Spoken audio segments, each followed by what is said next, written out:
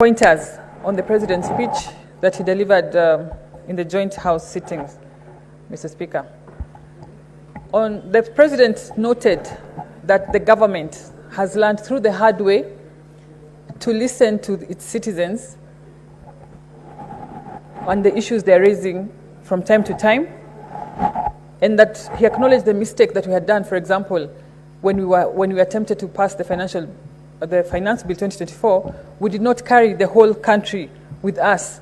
We did not take time to communicate and to let them know the very good and very gainful steps that we were going to achieve and make through that bill, Mr. Speaker. And so the President noted that we need to, and that was the mood of his speech, that he wanted the whole country to know the steps that we are making.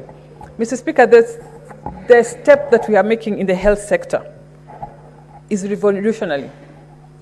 And for the first time, I had the President refer to it as Taifa Care.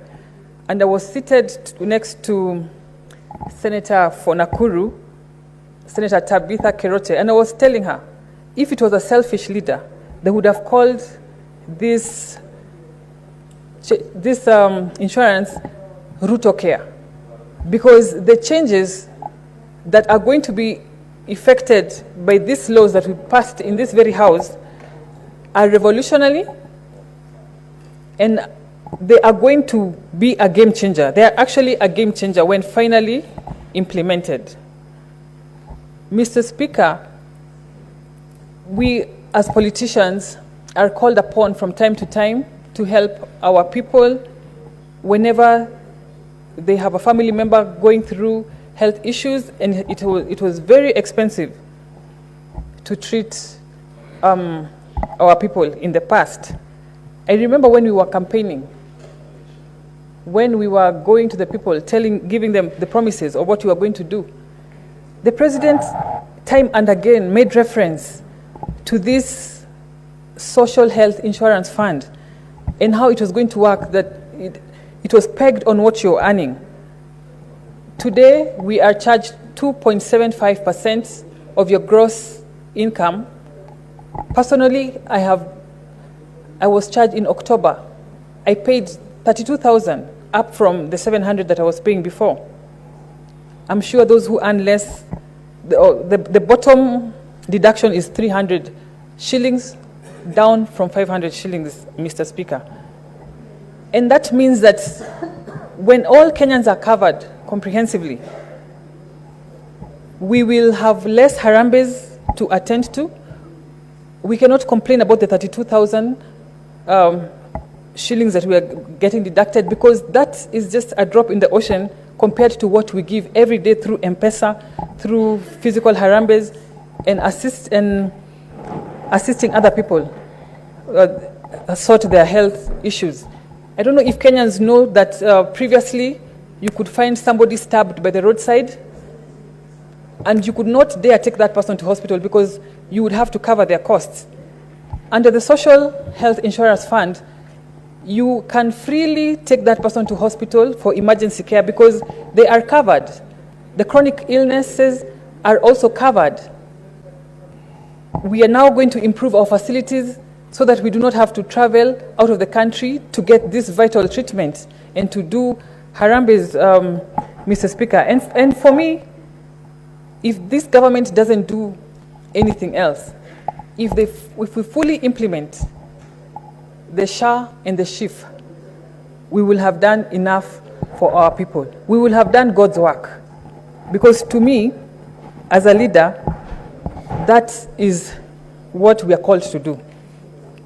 Mr. Speaker, the President also took his time to reassure Kenyans that the housing project, apart from employing many youth, that it's going to have houses available to its citizens in an equitable manner, that there will be no favoritism, and he encouraged as many people, as many Kenyans as possible to apply for these houses in an open platform where it's not a physical kind of application, so there is no favoritism.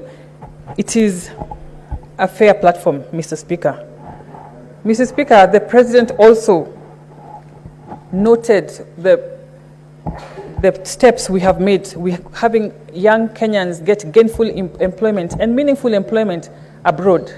Previously, we used to export labor. We used to export a lot of unskilled labor in the Arab countries mainly. But because of the involvement of the government, we're having bilateral negotiations, and we are onboarding new countries that we have never had relations before, like Jordan and others, Mr. Speaker. And Kenyans should take advantage of this to get skilled jobs, to export skilled jobs out of the country, Mr. Speaker. I'm glad that the President talked about the abductions. It has been a cry in the country, and he clarified that mainly what was being called abductions was either normal arrests, and he was very clear that he was not making excuses for illegal arrests, Mr. Speaker. The President also talked about femicide. It has been an issue in this country.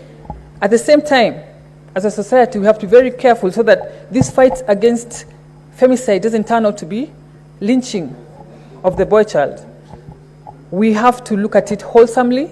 We have to protect our boy child, because I don't think we are raising murderers, but it's a complex issue that needs to be looked at wholesomely, Mr. Speaker.